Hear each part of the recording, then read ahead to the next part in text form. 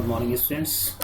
Today we are going to start Unit 4. Name is Entrepreneur Skills, and the session 1 is Types of Businesses and Business Activities. So I will read the paragraph and will explain the complex terms. Okay. तो देखिए student, जो हमारा unit है इसमें क्या आपके entrepreneur skills के बारे में कि जो हमारे बिजनेसेस होते हैं, इंडस्ट्री आपकी कॉर्पोरेशन होती है और जो हाई लेवल के बिजनेसेस है या मीडियम या लो लेवल के, उन सब के बारे में कुछ इन्फॉर्मेशन दी गई है, समझाने की कोशिश की गई बाय ऑथर। ओके, तो आइए उसके बारे में जानते हैं। In today's world of stiff competition in career opportunities there is a very viable option of growth for educated trained individuals, self employment. तो देखिए आज जैसा इन्होंने लिखा है कि आजकल बहुत टफ कंपटीशन हो गया है अगर आप करियर अपॉर्चुनिटी की बात करें। हालांकि वहाँ प्रैक्टिकल आपके लिए प्रैक्टिकल भी आपको रास्ता है अपनी ग्रोथ के लिए। तो अगर आप एक एजुकेटेड हैं, फ्रेंड और आपके पास एक अच्छी डिग्री वगैरह है, तो आप अपना सेल्फ एम्प्लॉयमेंट अपना कोई बिजनेस वगैरह भी ओपन कर सकते हैं। तो इस तरह की बात समझाने की कोशिश की है। Self employment opens the door of opportunities for personal and professional growth as well as it provides chances of improving employment and contribution to economy। तो ये सेल्फ एम्प्लॉयमेंट में क्या होता है, आपके लिए एक रास्ते होता है अपॉर्चुनिटीज़, मतलब कि आपके पर्सनल और प्रोफेशनल ग्रोथ के लिए। ठीक है, तो ये आपका अपना बिजनेस होता है तो आप इसमें अच्छा से करते तो ये क्या आपकी भी इसमें ग्रोथ होती है और आपकी इकोनॉमी भी आप कंट्रीब्यूट करते हो। तो सिंपल है, जैसे कोई भी आपका बिजनेस होता है, जैसे आप फॉर एग्जांपल आपका कोई शूज़ की शॉप है या आपकी कोई और भी कोई छोटी कोई आपकी इंडस्ट्री समझ लीजिए या फैक्ट्री समझ लीजिए, तो आपका अपना बिजनेस है और आप कुछ बंदों को आप कुछ लोगों को हायर कर लेते हो, जॉब देते हो। तो ये सब क्या आप कहने का मतलब है कि उनको भी जॉब मिलता है तो उनको भी एक अर्निंग होती है, तो एक तरह से बिजनेस चलने लगता है। ठीक है, तो ये सब क्या है रोजगार में लगते हैं इसमें लोगों को, तो एक सोसाइटी को और कंट्रीब्यूट करते हैं और इकोनॉमी में कंट्रीब्यूशन होता है आपकी तरफ से। But being self employed demands a great deal of preparation in terms of getting suitable educated and trend in the field of interest. तो थोड़ा सी इसमें थोड़ा सा आपको अच्छी प्रिपरेशन होनी चाहिए अगर आपको सेल्फ एम्प्लॉयड बनना है। तो various forms of business ownership, जो आपके बिजनेस कई तरह के होते हैं। ओनरशिप के बारे में जानते हैं। सोल प्रोप्राइटरशिप, तो ये क्या होती है? Sole proprietorship business is owned by only one person. जैसे मैंने अभी फैक्ट्री का एग्जांपल लिया था कि जो फैक्ट्री होती है, मान लीजिए किसी बंदे ने कोई फैक्ट्री से रखी, किसी भी चीज़ की, मान लीजिए प्लाईवुड फैक्ट्री है, तो उसमें किसी बंदे की है, तो आगे क्या है इसमें very suitable for small businesses and least costly among all forms of ownership. तो ये देखिए इसमें क्या है, तो ये जो होता है कि स्मॉल इसका जो बिजनेस का नेचर होता है स्मॉल होता है। ठीक है, तो यहाँ आप ही इसके मालिक होते हैं जब इस तरह का आप कोई काम लेके बैठते हैं खुद से, या कोई आप कोई फैक्ट्री का जैसे एग्जाम्पल लिया मैंने, तो the liabilities of entire business are faced by the owner. तो जो भी बिजनेस में घाटा या जो भी कुछ देना रहता है या जो भी देनदारी होती है, वो सब किसकी जिम्मेदारी होती है? ओनर की। ठीक है, जो भी कर्ज है या जो भी कुछ डिमांड है फुलफिल करना, वो सब आपकी ओनर की रिस्पॉन्सिबिलिटी होती है। Creditors can claim over personal assets of the owner if business suffers losses. मान लीजिए आपके काम में किसी ने पैसा लगाया हुआ है, अगर आपको लॉस हो जाता है तो ये आपकी जिम्मेदारी होती है कि आपको उनका भी प्रॉफिट देना या उनका भी पैसा आपको कंपनसेट करना है। ठीक है, creditors are the people who provide resource like finance, raw material to the business on credit. तो ठीक है, क्रेडिटर्स कौन लोग होते हैं? जो आपको एक रिसोर्स प्रोवाइड करता है, लाइक फाइनेंस है कि आप फाइनेंशियली आपकी हेल्प कर रहे हैं, यानी कि उन्होंने पैसा दिया कि आपने कहा। इसको अक्सर होता है, जैसे आपको देखने को मिलता है कि जब बिजनेस अच्छा चलता है तो बहुत सारे लोग पैसा इन्वेस्ट कर देते हैं, इसी तरह की चीज़ें। या फिर वो कुछ सामान दे सकते हैं, रॉ मटेरियल, जैसे प्लाईवुड की फैक्ट्री का मैंने एग्जाम्पल लिया तो वो मटेरियल सप्लाई कर सकते हैं आपको, जैसे जो भी चीज़ लकड़ी से रिलेटेड, वुडन से रिलेटेड चीज़ें होती हैं बिजनेस को बेटर रन करने के लिए। Next topic partnership. A partnership is a business own by 2 or more persons। तो देखिए पार्टनरशिप में क्या, जैसे ये सब बेसिकली जनरल चीज़ें आपको थोड़ा सा समझ में आ रहा होगा, अगर आप रीड भी करेंगे तो समझ में आएगा आपको। ठीक है, तो बिजनेस में पार्टनरशिप क्या होती है? दो या दो ज़्यादा पार्टनर किसी बिजनेस को मिलकर चलाते हैं, तो कुछ टर्म्स होते हैं या उनके बीच में एग्रीमेंट होता है। द प्रॉफिट और losses are divided among the partners as per the agreed terms while initiating the business. जैसे मैंने भी बताया कि फ़ायदा नुकसान उनके बीच में पहले से एग्रीमेंट तय करके रखते हैं कि जो भी फ़ायदा हो सबके पास बराबर आएगा, जो भी उनकी परसेंटेज है पार्टनरशिप में उस तरह से, ठीक है। और लॉस होता है तो लॉस भी वो लोग बियर करेंगे जैसा उन्होंने परसेंटेज, जैसा उन्होंने एग्री किया है बिजनेस स्टार्ट करने से पहले। The liabilities of the business are borne by all the partners.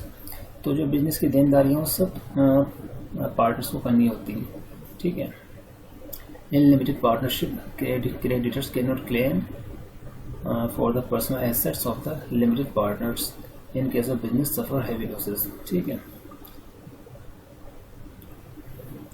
Next आपका पॉइंट टॉपिक कॉर्पोरेशन। कॉर्पोरेशन क्या होती है? Corporation is a business organisation that has a separate legal personality from its owners. तो ये इन्होंने डेफिनेशन दी है कि organisation क्या हो, कॉर्पोरेशन क्या होती है? आपकी एक बिजनेस ऑर्गेनाइजेशन होती है जो एक रखती है तो सेपरेट लीगल पर्सनैलिटी जो from its owners. Ownership in A stock corporation is represented by shares of stock. तो जो स्टॉक कॉर्पोरेशन होती है जो उसकी मालिकाना हक किसके द्वारा रिप्रेजेंट किया जाता है? बाय शेयर्स ऑफ स्टॉक, यानी कि जिसके बाद जितने ज़्यादा शेयर्स वो कंपनी कॉर्पोरेशन का उतना ज़्यादा एक तरीके से मालिक समझ लीजिए, इस तरह की चीज़ कही गई है। मतलब जैसे कोई कॉर्पोरेशन होती है उसमें शेयर होते हैं कॉर्पोरेशन के, तो जिसके पास ज़्यादा शेयर होते हैं तो बेसिकली एक तरीके से वो उसका मालिक कहलाता है, ठीक है। आगे फाइनेंस की टर्म्स में उसको हम स्टेक होल्डर बोलते हैं, ठीक है।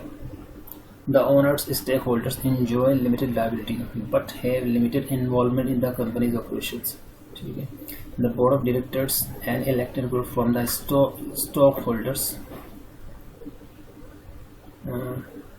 control the activities of the corporation। तो जो आपके बोर्ड ऑफ डायरेक्टर्स होते हैं ये क्या इलेक्टेड ग्रुप होता है फ्रॉम स्टॉक होल्डर्स से, ठीक है। जो कि स्टॉक होल्डर्स क्या है ग्रुप बनाते हैं जो कि कंपनी को बेहतर चला सकते हैं। कुछ डायरेक्टर होते हैं बड़ी कंपनी से, लाइक जो भी आप कोई बड़ी कंपनी लाइक माइक्रोसॉफ्ट ले सकते हैं या एप्पल ले सकते हैं, इंडियन रिलायंस ले सकते हैं, कि इनमें बोर्ड ऑफ डायरेक्टर जनरली होते हैं बड़ी कॉर्पोरेशन को रन करने के लिए, जो कि इसकी एक्टिविटीज़ को कंट्रोल करते हैं कॉर्पोरेशन की।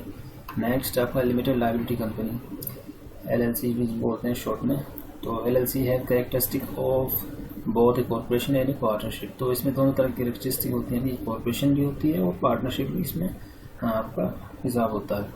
And LLC is not considered a corporation but the owners enjoy limited liability like in a corporation, and LLC can decide how it will be taxed as a sole proprietorship, a partnership or a corporation। तो जैसे मैंने बताया कि आप LLC को decide कर सकते हैं कैसे रन करना है, कि सोल प्रोप्रिएटरशिप यानी कि मालिकाना के तौर पर चलाना है, या पार्टनरशिप के तरह चलाना है, या एज ए कॉर्पोरेशन आपको रन करना है। Cooperative, a cooperative is a business organization owned by a group of individuals and is operated for their mutual benefits। तो देखिए कोऑपरेटिव जो होती है आपकी बिजनेस ऑर्गेनाइजेशन ये भी होती है, लेकिन इसमें क्या एक ग्रुप ऑफ पीपल होता है, इंडिविजुअल्स बहुत सारे इसमें लोग होते हैं, और जो उनका जो पर्पस होता है कि सबको एक तरह से फ़ायदा पहुँचाना, जो भी लोग इसमें मिल के बना रहे हैं, ठीक है, उनको भी फ़ायदा, दूसरे लोगों को फ़ायदा, ठीक है। आगे हम जानते हैं the persons making of the group are called members। some examples of cooperative are, तो जो इसके जो पर्सन मिलके बनाते हैं उनको मेंबर्स कहते हैं। कुछ एग्जांपल्स के क्या हैं? Water and electricity utility cooperatives, cooperative banking, credit unions and housing cooperatives, ठीक है। नेक्स्ट आपका टाइप्स ऑफ बिजनेस। तो बिजनेस के कितने टाइप के हो सकते हैं? सर्विस बिजनेस में क्या होता है? जनरली हम सर्विस प्रोवाइड कर रहे होते हैं, जानते हैं। Service type of business provides intangible products with no physical form. तो टेंजिबल क्या होता है? जिसको हम टच नहीं कर सकते, ठीक है, तो उस तरह की चीज़ों को हम इंटेंजिबल कहते हैं। तो एक सर्विस टाइप ऑफ बिजनेस आपका क्या प्रोवाइड करता है? सर्विस इंटेंजिबल प्रोडक्ट्स, जानते हैं, और जिनकी कोई फिजिकल फॉर्म नहीं होती। Service type forms offer professional skills, expertise, advice and other similar products. तो इस सर्विस टाइप में क्या हो सकता है कि आपकी कोई प्रोफेशनल स्किल्स डेवलप, मतलब कि जैसे बहुत सारी आजकल फर्म्स होती हैं बड़े शहर वाला, एक दिल्ली है, बेंगलोर, जो कि स्किल डेवलपमेंट में काम करती हैं या आपकी पर्सनालिटी इंप्रूव करने के लिए काम करती हैं। वो आपको एडवाइस देती हैं कि आप ऐसे करें, ये करें, तो आपकी पर्सनैलिटी इम्प्रूवमेंट आएगा, या आप अपने बिजनेस को बेहतर बनाने के लिए क्या करें। ठीक है, आपको थोड़ा बहुत आइडिया हो रहा होगा बेसिकली कि या आपका काम अच्छा नहीं चल रहा तो आप किसी कंसल्टेंट के पास जाते हैं कि मेरे को क्या करना चाहिए कि मेरा बिजनेस अच्छा रन हो। जैसे आजकल मोटिवेशनल स्पीकर यूट्यूब वगैरह पे वो राय देते हैं, और सेमिनार वेबिनार भी आजकल चलाए जाते हैं। ठीक है, सेमिनार क्या होता है, एक शो टाइप का समझ लीजिए कि एक जगह पे बहुत सारे लोग इकट्ठे होते हैं, कोई कोच होता है उसमें बिजनेस, तो वो आपको गाइड करता है कि आपको अपने बिजनेस में कैसे रन करना है। उसके बाद में कुछ फीस लेते हैं। इसी तरह से वेबिनार चलते हैं आपके इंटरनेट पे, यही सब चीज़ों के लिए। कुछ service examples of service businesses आ रहा है, तो इसके कुछ example salons, hair repair shop, school, banks, accounting firms and law firms, जैसे मैंने। ठीक है, ये कुछ आपके एग्जाम्पल्स हैं। Merchandising business, this type of business buys products at wholesale price and sells the same at retail price. They are known as buy and sell businesses. They make profit by selling the products at higher prices than the purchase cost. तो ये क्या basically ये किस तरह का business होता है कि आप, तो जैसे एग्जाम्पल के तौर पर समझिए, कोई जैसे बहुत सारे इंडिया के अंदर, जैसे मान लीजिए सैमसंग का फ़ोन है, तो कोई एक आपके सिटी में कोई एक बंदा है जो कि जिसने कि कॉन्ट्रैक्ट कर रखा है सैमसंग कंपनी से। कंपनी सारे फ़ोन उसी को देती है, तो वो जब वही खरीद लेता है, बाद में क्या करता है, वो सप्लाई करता है, डिस्ट्रीब्यूटर हो सकते हैं, या जो भी उसका तरीका हो फ़ोन को सेल करने का। तो यही इस तरह से होता है कि सैमसंग कंपनी ने एक बंदे से कॉन्टेक्ट किया, उसने बहुत बल्क में, सपोज कीजिए 10,000 या 5,000 मोबाइल फ़ोन, स्मार्टफोन ले लिए, और बाद में वो सप्लाई कर रहा है। ठीक है, जैसे होलसेल की आप एग्जांपल होता है, कुछ शॉप्स होती हैं होलसेल की, आप जनरली हर शहर में होती है, फिर वो आगे सप्लाई करते हैं थोड़े हाई रेट पे। तो मैंने एक एग्जांपल से आपको समझाने की कोशिश की।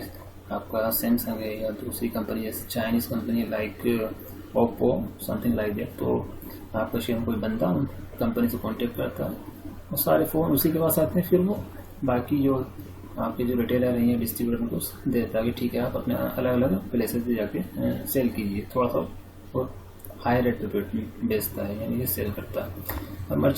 Merchandising business sells a product without changing its form, example grocery stores, convenience stores, distributors and others resellers. जैसे मैंने एग्जाम्पल मोबाइल लिया, वो सब वही चीज़ें कि आपने मोबाइल कंपनी से लिया और आपने डिस्ट्रीब्यूटर को या रिसेलर को सेल कर दिया, आपने उसमें कुछ नहीं किया।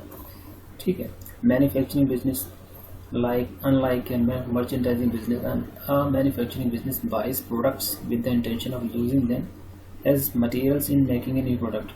तो मैन्युफैक्चरिंग बिजनेस में क्या होता है, जैसे कुछ सपोज की एग्जांपल चाइना, इसका बेस्ट एग्जांपल है कि चाइना के अंदर मैन्युफैक्चरिंग का काम बहुत ज़्यादा है, या ठीक है, क्योंकि वहाँ इसमें होता क्या बेसिकली नहीं जानते हैं कि मान लीजिए हमको कोई रोबोट बनाना है, तो उसमें हमको आयरन चाहिए, कुछ चिप चाहिए, और भी बहुत सारी चीज़ें चाहिए होती हैं, कुछ मटेरियल चाहिए अलग अलग तरह के। ठीक है, तो ये सब आप क्या कुछ आप जो आप आयरन कहीं से लेते हैं, स्टील किसी दूसरी कंपनी से लेते हैं, कुछ नट बोल्ट या कुछ पार्ट्स होते हैं जो उसको बनाने में यूज़ होंगे, वो किसी थर्ड कंपनी से लेते हैं। फिर आप ये सब चीज़ें ले लेते हैं, फिर गिलास आप किसी कंपनी से लेते हैं, चिप किसी और कंपनी से लेते हैं। ठीक है, तो आपने अलग अलग कंपनी से बहुत सारा सामान लिया, फिर आपने उसमें कुछ सॉफ्टवेयर भी डाले, वो किसी और कंपनी से लिया, आपने खुद से बनाया, और आपने फिर बाद में ये सब असेंबल करके या जैसे भी आपने टेक्निक लगाई, एक प्रोडक्ट बना आपका रोबोट। तो आपको थोड़ा सा आइडिया हो रहा होगा कि इसमें अच्छा खासा एफर्ट्स लग जाते हैं, यानी कि सारा काम आपको करना पड़ता है, सामान भी इकट्ठा करना पड़ता है, मेन पावर भी लगानी पड़ती है।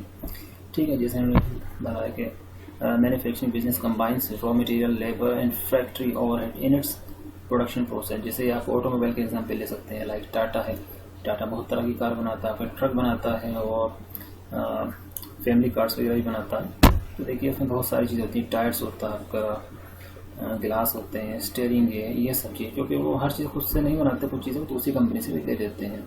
ठीक है, the manufactured goods will then be sold to customers, बाद में कस्टमर को सेल कर दी जाती हैं। नेक्स्ट आपका hybrid business. Hybrid business are combines that companies. तो हाइब्रिड बिजनेस क्या होता है कि कंपनीज होती है that may be classified more than one type of business, और रेस्टोरेंट फॉर एग्जांपल। तो ये क्या है, फिर आप कंपनी समझ लीजिए, इनमें एक से ज़्यादा बिजनेस हो सकता है।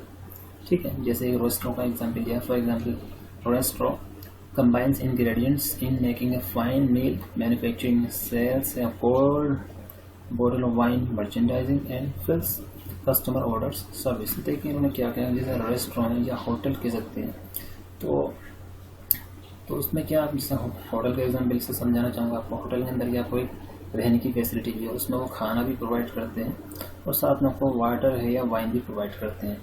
तो जैसे मैंने कहा फाइन मील, तो खाना या फूड या डिनर या लंच जो भी कहें, तो एक मैन्युफैक्चरिंग टाइप की चीज़ है, जो कि खाने के लिए आपको चावल है या रोटियाँ या सब्ज़ी है, बहुत तरह के खाने होते हैं। तो वो अलग अलग जगहों से आते हैं। वो अब ये कुक उन्हें बनाता है, तो एक जो भी डिश तैयार होती है उसको हम मील बोल देते हैं। तो ये इसका जो नेचर हुआ मैन्युफैक्चरिंग हुआ है। Sells a cold bottle of wine, तो वाइन क्या होती है, वो किसी कंपनी की होगी, तो वो कहीं से आपने जो होटल है कहीं से आई होगी या होटल ने कहीं से खरीदी होगी, बाद में वो सेम चीज़ आपको बेच देता है, यानी उसमें कोई चेंज नहीं किया। तो इस तरह के नेचर को बिजनेस को हम कहते हैं मर्चेंडाइजिंग। और थर्ड आपका सर्विस, तो ये दोनों चीज़ में सप्लाई की आपको। तो थर्ड चीज़ ये जो आपका ऑर्डर, आपने कुछ ऑर्डर दिया होगा या टी कॉफ़ी कुछ भी ऑर्डर किया होगा, तो ये जो आपका ऑर्डर फुलफिल हो जाता है, तो ये इस तरह के जो नेचर बिजनेस का उसको सर्विस बोल देते हैं। ठीक है। नॉनदलेस दीज कंपनीज में भी classified according to their major business interest. In that case restaurant are more of the type service types, they provide dining services। तो जैसे मैंने भी बताया सब आपको। नेक्स्ट आपका business activities. Business is run successfully and manage through a variety of activities executed in collaborative fashion। तो business को सक्सेसफुली कैसे रन किया जाता है या उसके लिए क्या एक्टिविटीज हैं, सब जानते हैं। Following are some major activities that make a business as a functional unit। First इसमें आपका ह्यूमन रिसोर्सेज। तो ह्यूमन रिसोर्सेज क्या होते हैं, even in well ordered businesses a number of human resource task need attention. तो जो आपका well ordered business है या जो बिजनेस एक तरीके से चल रहा है, उसमें भी ह्यूमन रिसोर्स को मतलब ध्यान देने की ज़रूरत होती है कि उनका यूटिलाइजेशन कैसा हो रहा है, प्रॉपरली हो रहा नहीं हो रहा। If you lack a dedicated HR person in your business that leaves employ position in your hands or those of your managers. तो देखिए, अगर आपकी कंपनी बड़ी है या कंपनी कॉर्पोरेशन जो भी है, अगर आपने एक HR होता है जो रिक्रूटमेंट करता है, यानी कि मान लीजिए आपकी कंपनी में कुछ जॉब है या रिक्वायरमेंट है, तो HR की रिस्पॉन्सिबिलिटी थी कि वो नए बंदे रिक्रूट करेगा, यानी कि क्या बोलना चाहिए कि आपको मतलब कि एडवर्टीजमेंट देगा कि हमारे यहाँ ये इस पोजीशन पे हमको बंदा चाहिए, लाइक डेटा एंट्री ऑपरेटर चाहिए या फिर हमको अकाउंटेंट चाहिए। तो वो इंटरव्यू कंडक्ट करता है एक तरीके से। अगर वो नहीं होगा, अगर आपने नहीं रखा है अपने लिए, अपनी कंपनी में नहीं रखा है, यानी आपने नहीं हायर किया है, तो फिर आपको खुद इंटरव्यू लेने पड़ते हैं। जो कंपनी का मालिक हो सकता है या फिर आपका मैनेजर अगर आपने रखा है, तो मैनेजर पे काम करना पड़ेगा, हायरिंग का काम, यानी कि रिक्रूटमेंट, उसको जो भी आप जो वैकेंसी निकाले उनको फिलफिल करने के लिए। यू मस्ट कंडक्ट इंटरव्यू, जैसे मैंने बताया, hire applicants and determine what benefit packages if any your company will offer. तो यही सब चीज़ें कि आप इंटरव्यू कंडक्ट करते हैं और आपके न्यूज़पेपर वगैरह में एडवर्टीजमेंट छपवाते हैं। You will also need to address any interpersonal conflict that crop up in the normal course of business। तो किसी के बीच में कुछ मान लीजिए आपकी कंपनी में कुछ टीम है या बंदे या लोग काम करते हैं, उनके बीच में कुछ पर्सनल इश्यू हो जाता है, तो आपको उसको एड्रेस करने का होता है, कई बार उसको सॉल्व करना होता है, वरना आपके बिजनेस पर इफेक्ट पड़ सकता है, ये पड़ने लगता है। Next important customer service. No matter what product और service your business provides, good businesses live and die on the customer service. तो देखिए, ये मैटर नहीं करता कि आपका बिजनेस क्या प्रोडक्ट प्रोवाइड करता है या सर्विस है।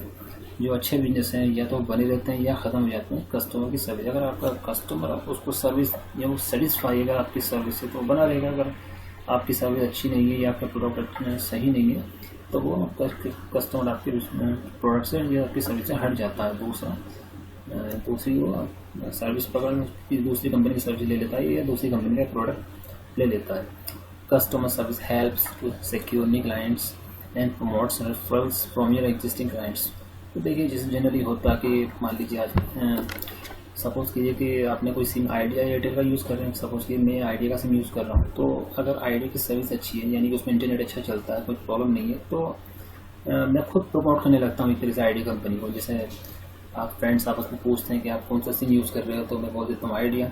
बोले नेट कैसे चलता है, मैंने बोला बहुत अच्छा चल रहा है। या कोई जियो का यूज़ कर लो, बोलता है जियो का बहुत अच्छा नेट चलता है, सिम भी बहुत अच्छा है, कोई प्रॉब्लम नहीं। तो एक तरह से आप, मैं और हमारे जो सराउंडिंग है ये खुद प्रमोट करने लगते हैं उस चीज़ को, ठीक है। रेफरेंस का मतलब जो मैंने बताया कि हम लोग भी कहीं ना कहीं इस तरह से प्रमोट करते हैं। कई बार होता क्या नहीं, सब करके हम लोग एक दूसरे से कहने पे भी कुछ वो चीज़ कर लेते हैं, ठीक है। Customer service departments are like front line staff providing existing customers with a direct contact that offer solution to issues with bills, faulty products or shipping errors। तो जैसे कि कस्टमर सर्विस डिपार्टमेंट होता है कि बहुत सारी उसमें आप फ़ोन करके भी आप सर्विस प्रोवाइड कर देते हैं। जैसे मैंने कहा solution to issues with bills, faulty products वगैरह। आगे in smaller businesses you and your management team में provide these services personally. Next, after accounting, in essence, accounting boils down to tracking the money you take in and the money you spend। तो accounting क्या होती है generally कि आप जो आपके पास जो भी पैसा आपने जो आप मनी स्पेंड कर रहे हो या अपने बिजनेस में जो भी आप पैसा लगा रहे हो या मनी इन्वेस्ट कर रहे हो उसको ट्रैक करना, यानी कि आपने कितना, आपके पास कितना था, आपने कितना लगाया और आपने कितना खर्च किया, वो सबका रिकॉर्ड रखना, ट्रैकिंग, अपने मनी को ट्रैक करना, यानी कि तरह में बैलेंस शीट बना के चलना। आगे थोड़ा डिटेल में जानेंगे। For business they deal in a small number of transaction per week और मंथ, पीरियडिक डेटा एंट्री में भी sufficient. Retail businesses with a high number of transaction typically call for daily accounting. तो देखिए छोटे business होते हैं तो आप उसमें वीकली या मंथली के साथ ट्रांजेक्शन करते हैं, तो वहाँ इतना बड़ा इशू नहीं होता। लेकिन जो आपके रिटेल बिजनेसेस होते हैं उसमें क्या ट्रांजेक्शन बहुत ज़्यादा होती है, तो आपको डेली एक तरीके से अपने अकाउंटिंग में रिकॉर्ड वगैरह मेंटेन करना होता है या चेक करना होता कि क्या चल रहा है एग्जैक्टली, फ़ायदा है नुकसान जो भी कुछ के हैं आप। Keeping up to date on expenditures and income allows you to see where you make the most and where your business loses money. तो देखिए जैसे मैंने कहा एक्सपेंडिचर आप खर्च कर रहे हैं या आपके पास जो इनकम आ रही है या प्रॉफिट आ रहा है, तो आपको उन सब पे ध्यान देना होता है कि आपको ज़्यादा इनका सोर्स ऑफ इनकम कहाँ से आ रहा है, या आप जो बिजनेस आपका कहाँ लॉस में ज़्यादा आपको फेस करना पड़ रहा है। Budgets and finance as a part of managing your finances, implementing a budget can help you keep cost down. तो देखिए जब भी आप कोई चीज़ लेते हैं, या सपोज कीजिए आपको एसी लेना है या लैपटॉप लेना है या कोई भी बड़ी मशीन चीज़ लेनी है, तो आप जनरली हम बात करते हैं मेरा इतना बजट है, या आजकल हम सुनते हैं कि इस मूवी का इतना बजट है, यानी कि आप जितनी आपकी हद क्या है एक तरीके से, या आप इतना लगा सकते हैं कि ताकि अपना बिजनेस रन कर सकें, आपको प्रॉब्लम ना हो। फॉर स्मॉलर बिजनेसेस बजट्स में consist of little more than a monthly allotment to cover overhead. तो स्मॉल बिजनेस में थोड़ा ही पैसा इन्वेस्ट किया जाता है, ये बोल के थोड़ा बजट लगाऊंगा ताकि लॉस ना हो या थोड़ा प्रॉफिट आता रहे। Insurance and payroll in larger businesses where multiple departments में engage in long term projects. देखिए जो बड़े बिजनेसेस होते हैं, जैसे मैंने भी कंपनी टाटा का लिया, तो उसमें कई तरह के डिपार्टमेंट होते हैं, आपका सेल का है, रिटेल का है, टेक्नोलॉजी का हो सकता है, R&D का होता है, ठीक है। तो वहाँ पे क्या होता है कि आप इस तरह से नहीं करते हैं, आपको बहुत थोड़ा हाई लेवल का बजट लगाना पड़ता है, जैसे आगे जानते हैं। You may need to set out fairly complicated allotment on an annual basis, यानी कि आप वहाँ मंथली के हिसाब से अपना बजट नहीं वो कर सकते हर महीने के, आप कि इस महीने का बजट ये रहेगा, इस अगले महीने का ये रहेगा, इस तरह से थोड़ा करना मुश्किल होगा। वहाँ पर एनुअल यानी ईयरली कि इस साल हमको ये हमारा बजट है, इस डिपार्टमेंट को हम इतना पैसा देंगे, सेल को इतना देंगे, मान लीजिए 1 मिलियन, रिटेल को 500 मिलियन देंगे, टेक्नोलॉजी को 10 मिलियन देंगे, R&D को हम 150 मिलियन देंगे रुपया डॉलर जो भी आप, इस तरह से एक एनुअल बेसिस पे। क्योंकि ये थोड़ा कंपनी बड़ी होती है तो थोड़ा सा बार बार आप मीटिंग करना, ये लोगों को इकट्ठा करना, ये प्रॉब्लम होती है, या बार बार मीटिंग एक स्पीच वगैरह देना कि ये प्रॉब्लम है वो प्रॉब्लम है, तो वहाँ थोड़ा हाई लेवल की मीटिंग है, बहुत कुछ पहले से उनको मैनेज करके रखना होता है। या बहुत आगे की सोच के चलना होता बिजनेस को अच्छे से रन करने के लिए। With the help of good budget, your budget should include expected revenue and cost that you update monthly और मोर ऑफन। ठीक है, based on any new information. Finance is a field that deals with the study of investments. तो finance क्या होता है basically, जो कि आप जो भी इन्वेस्टमेंट करते हो उसके स्टडी के बारे में होता है। It includes the dynamics of assets and liabilities over time under conditions of different degrees of uncertainty and risk। तो थोड़ा कॉमर्स या इकोनॉमिक्स लैंग्वेज है। नेक्स्ट आपका टॉपिक सेल्स। सेल्स बहुत ज़्यादा इंपॉर्टेंट होती है। Sales are the heart of all businesses. तो देखिए सेल्स क्या होता है, कोई भी बिजनेस आपका, आप कोई प्रोडक्ट बनाते हैं या कोई सर्विस देते हैं तो आप क्या चाहते हैं, आपकी सेल्स ज़्यादा हो तो आपको उसको प्रमोट कराना पड़ता है, यानी कि आपको उसको एडवर्टीज कराना पड़ता है by newspaper, by social media, या फिर आपका टेलीविज़न है, या दूसरे सोर्सेज भी, इंटरनेट। आप किसी वेबसाइट से प्रमोट कर सकते हैं, किसी कोई फेमस है लाइक सेलिब्रिटी या एक्टर, उनसे भी अपना प्रमोट कर सकते हैं बिजनेस। तो ये सब तरीके होते हैं, सोर्सेज होते हैं अपने बिजनेस के सेल्स इंक्रीज करने के लिए। जानते हैं depending on the industry you work in, sales में hinge on a dedicated sales team that develops prospects into clients. तो जो आपकी सेल्स है वो किस पर डिपेंड हो सकती है कि आपने एक अच्छी टीम तैयार की है। ठीक है, जैसे आपका जो भी प्रोडक्ट या सर्विस है, लाइक टाटा कंपनी है या कोई मान लीजिए कोई लैपटॉप की कंपनी है, सपोज HP या डेल, तो उनके पास भी एक सेल्स टीम होती है जो कि उनके प्रोडक्ट को प्रमोट करती है, उनके जो भी तरीके होते हैं। तो क्या जैसे उन्होंने आगे कहा है, performs demonstrations and maintains contact with your existing client base. तो जैसे आपकी कंपनी में एग्जांपल डेल है और बहुत सारी कंपनियां सॉफ्टवेयर की होती हैं, डेल की एक सेल्स टीम होती है जो कि अलग अलग कंपनी में जाकर डेमो देती है, अपने बारे लैपटॉप या अपने डेस्कटॉप के बारे में डेमो देती है कि हमारे पास ये हमारे जो लैपटॉप या डेस्कटॉप उनमें ये क्वालिटी है, अगर आप यूज़ करेंगे तो आपको ये बेनिफिट रहेगा, लॉन्ग टर्म है, इतने साल चल जाएगा, इसलिए कोई प्रॉब्लम, मेंटेनेंस कॉस्ट कम रहेगी और प्रॉब्लम भी नहीं होगी। तो एक लुभाने वाली चीज़ है कि अपने प्रोडक्ट को या अपनी सर्विस को बेहतर बताना। और भी बहुत सारी चीज़ें होती हैं इसमें, जैसे वो कहते हैं जनरली कि अगर कुछ प्रॉब्लम आएगी तो हम आपको टेक सपोर्ट देंगे, यानी कि हम हेल्प करेंगे, वो इश्यूज़ वगैरह को फिक्स कर देंगे। मैं ये कुछ एग्जाम्पल जिनकी हेल्प से आपको समझाने की कोशिश कर रहा हूँ, क्योंकि ये सब थोड़ा इकोनॉमिक्स या कॉमर्स की लैंग्वेज थोड़ा आपको समझ में पढ़ के समझ में तो आएगा, लेकिन एक प्रैक्टिकली आपको समझना ज़्यादा ज़रूरी है सब चीज़ें। तो वही मेरी कोशिश है। इन सम केसेज यू में fill the role of primary salesperson for your business by dealing with new client acquisition।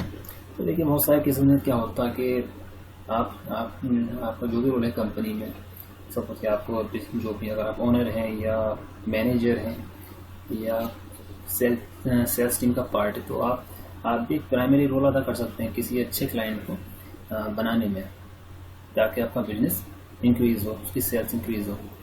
As with the other aspects of business, that is best handled by scheduling an allotted amount of time each day or week to specifically handle sales-oriented tasks। देखिए ये तो generally क्या होता है, sales किसी product की या services की कैसे की जाती है।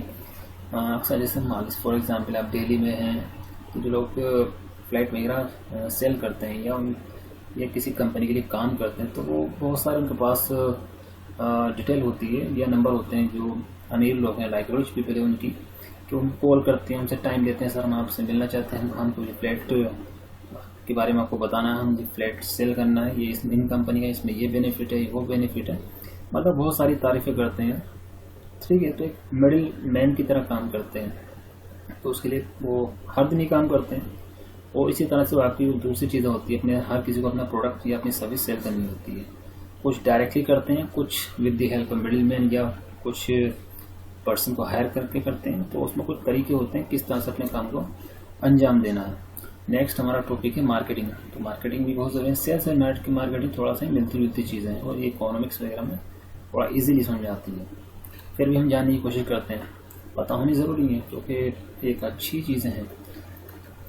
Very few businesses can survive without marketing. तो बहुत अच्छी इन्होंने बात कही कि कुछ ही बिजनेस हैं जो विदाउट मार्केटिंग सर्वाइव कर सकते हैं या बने रह सकते हैं इवन इन मार्केट। तो मार्केट और मार्केटिंग में एक जैसा लगता है कई बार, A good marketing plan should seek to maximize exposure of your business to the target market.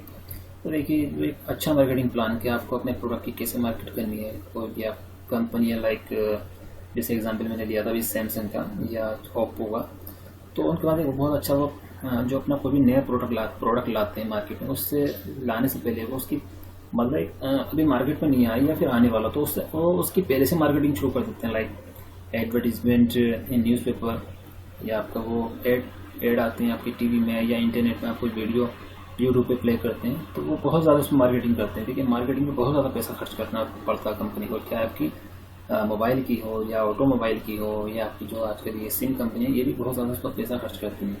यानी कि हर टाइम इनके ऐड आते रहते हैं टीवी पर। तो देखिए, टीवी है या आपका इंटरनेट, तो ये इन लोगों को पैसा पे करना पड़ता है, जो भी आपका चैनल जो आपको ऐड डिस्प्ले दिखाते हैं। ठीक है, तो आगे चलते हैं। दिस में मीन मास मार्केटिंग वाया टेलीविज़न कमर्शियल्स और specifically targeting clients via trade magazines. तो जैसे मैंने भी आपको एग्जांपल दिया था, टेलीविज़न में जो कमर्शियल टेलीविज़न हो सकते हैं, जैसे CNBC है या कुछ ब्लूमबर्ग, जिन पे जनरली बिजनेस की खबर आती है। ठीक है, कुछ ट्रेड मैगजीन है जो, ठीक है, कोई बिजनेस मैगजीन जो भी आप समझ सकते हैं। You should review your marketing efforts regularly to see which elements produce the best results. तो आप जब मार्केटिंग करते हैं तो आपको अपने एफर्ट डेली रेगुलर चेक करने होते हैं कि कहाँ किस एलिमेंट से मेरे को बेस्ट रिजल्ट्स आ रहे हैं। नेक्स्ट टॉपिक आपका रिसर्च एंड डेवलपमेंट, जिसको हम शॉर्ट में R&D भी बोलते हैं। ठीक है, R&D यानी कि research and development refers to activities in connection with corporate और गवर्नमेंट इनोवेशन। तो ये कहाँ होती है? देखिए, R&D बहुत इंपॉर्टेंट चीज़ होती है। आपका कॉर्पोरेट यानी कि जो बड़े बिजनेसेस होते हैं वहाँ भी ये होती है, और आपकी गवर्नमेंट इनोवेशन यानी जैसे आपका टेक्नोलॉजी हो सकता है, जिससे आगे पढ़ते हैं तब मैं आपको एक्सप्लेन करूँगा। Research and development constitute the first stage of development of a potential new service और product. Research and development are very difficult to manage, since the defining feature of the research is that the researchers do not know in advance exactly how to accomplish the desired result. तो देखिए, generally जो बड़ी company होती है उनके सबके R&D centre होते हैं या डिपार्टमेंट होते हैं रिसर्च एंड डेवलपमेंट। सपोज कि आपकी टेक्नोलॉजी कोई कंपनी है, लाइक जो बिग टेक्नोलॉजी जाइंट है, लाइक आपका गूगल है, तो इन जो भी कुछ साल पहले इन्होंने एक एंड्रॉयड ऑपरेटिंग सिस्टम बनाया, तो इसमें काफ़ी टाइम लगता है ये सब करने में। अब ये भी नहीं पता होता उसको करने में कितना टाइम लगेगा, या वो मतलब बताते भी नहीं हैं। हालांकि उनका जो भी आपका रिसोर्स में या जो पर्सन लगा रखे हैं रिसर्च में, उनको तो सैलरी देना पड़ता लगातार। तो ये तो एक टेक्नोलॉजी की बात होगी, हमको समझ में आता है कि आज या कुछ साल पहले गूगल ने बनाया, मान लीजिए कोई दूसरी कंपनी है एप्पल है या कोई थर्ड कंपनी माइक्रोसॉफ्ट हो सकती है, वो भी कोई अपना ऑपरेटिंग सिस्टम उन्होंने भी रिसर्च पे लगा रखे हो कि वो भी एक अच्छा ऑपरेटिंग सिस्टम बना रहे हैं। वो हालांकि वो बताएंगे नहीं कब मार्केट में आएगा, क्योंकि उनको भी नहीं पता होता कि ये सब करने में कितना टाइम लगेगा। रिसर्च जैसे आजकल पेंडेमिक चल रही है हमारी कोरोना, तो अभी तक वैक्सीन नहीं आया मार्केट में, और नहीं बहुत सारी कंपनीज लगी हुई हैं चारों तरफ दुनिया में या पूरी दुनिया में, लाइक ब्रिटेन है, US है, यूरोपियन कंट्रीज है, रशिया वगैरह, इंडिया भी, लेकिन सब अभी चल रही है, प्रोग्रेस है। एग्जैक्टली कोई नहीं कह रहा कि हाँ इतना टाइम, 1 महीने बाद, 2 महीने बाद, 3 महीने बाद वैक्सीन आएगा। तो देखिए, R&D थोड़ी टफ चीज़ होती है, इसमें बहुत ज़्यादा मेहनत लगती है, लेकिन ये अच्छी चीज़ होती है, इंसान इसमें बहुत कुछ लर्न कर लेता है। ठीक है, ये कुछ मैंने आपको समझाने की कोशिश की। लास्ट हमारा टॉपिक है मैन्युफैक्चरिंग एंड प्रोडक्शन। तो इसमें क्या होता है कि आप मैन्युफैक्चरिंग करते हैं और फिर कुछ बनाते हैं, यानी कि जैसे मैन्युफैक्चरिंग तो हमने लास्ट पेज पे पढ़ा था इसी लेक्चर में। मैन्युफैक्चरिंग तो यानी कि बहुत सारी चीज़ें हमारे पास होती हैं, उनको हम जैसे मैंने रोबोट का एग्जांपल दिया था, रॉ मटेरियल अलग अलग प्लेसेस से खरीदते हैं या अरेंज करते हैं पैसा देकर, और फिर एक कोई नई चीज़ बनाते हैं उनसे। तो जैसे असेंबलिंग, सिंथेसाइजिंग, डेवलपिंग और manufacturing product is core part of the business. जैसे इन्होंने यहाँ पे मेडिकल आपकी कोई मशीन ली है, सपोज ये क्या, जैसे आपकी सिटी स्कैन होती है या फिर MRI वगैरह, तो बहुत काफ़ी अच्छा खासा टाइम लग जाता है मशीन को डेवलप करने में। अलग अलग जगह से पार्ट्स अरेंज करते हैं या उसमें जो जिन चीज़ों में मशीन बनेगी। ठीक है, it could be A tangible product manufactured through a well defined process like cars. तो ये टेंजिबल प्रोडक्ट होता है, जैसे MRI मशीन है या आपकी CT स्कैन मशीन है, तो ये टेंजिबल जिसको हम छू सकते हैं, टच भी कर सकते हैं, देख भी सकते हैं। और ये कैसे मैन्युफैक्चर्ड होता है, वेल डिफाइंड प्रोसेस में लगता है। जैसे आपकी कार है, बहुत सारे उसमें प्रोसेस होते हैं, ये ऐसे होगा, first process, first stage, second stage, third stage, like this. घर हो सकता है, यानी कोई आपका अप्लाइंस होता है, लाइक आपका वॉशिंग मशीन है या आपका जो होम अप्लाइंसेस होते हैं, लाइक आपका रेफ्रिजरेटर वगैरह। OS service plan and design to cater to the customers like education, training, electronic content, customer care, maintenance service. तो जैसे आपका ये तो प्रोडक्ट होते हैं जो हमारी कार वगैरह है या फिर आपकी MRI मशीन वगैरह है, कुछ सर्विसेज में होती हैं, जैसे आप यूट्यूब पे अपने एजुकेशन प्रोवाइड कर रहे हैं फ्री में या पेड, इलेक्ट्रॉनिक कंटेंट हो सकते हैं, कुछ मैगजीन्स वगैरह होती हैं जो अपने, या ब्लॉगर वगैरह होते हैं, ब्लॉग वगैरह जो अपने ब्लॉग राइट करते हैं ब्लॉगर, कस्टमर केयर है, मेंटेनेंस सर्विसेज है। ओके, तो ये स्टूडेंट्स आज का हमारा टॉपिक था एंटरप्रेन्योर स्किल्स, ये सेशन 1। मैंने आपको कुछ समझाने की कोशिश की जो इसमें टर्म्स हैं। ठीक है, आपको कोई प्रॉब्लम हो तो please you can call me. Okay, तो आज के लिए इतना ही। नेक्स्ट लेक्चर में कुछ और जो भी हमारा टॉपिक होगा वो स्टडी करेंगे। Thank you.